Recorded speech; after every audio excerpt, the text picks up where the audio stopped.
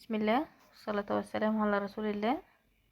صلى على الحبيب قلبك يطيب. النهاردة عندنا رنجاية، انا قطعتها كده وخليتها من العظم. انا كنت فاكرة الكاميرا مفتوحة من البداية، بس كانت مقفولة وانا ما شفتهاش، فقلت اكمل معاكم برضو.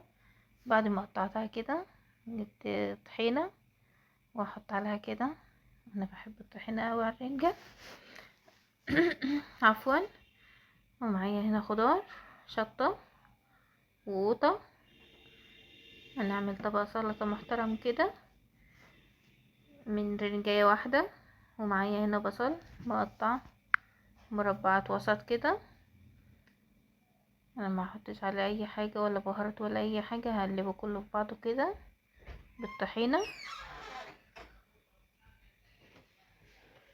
بالطريقة الجميلة دي اهو.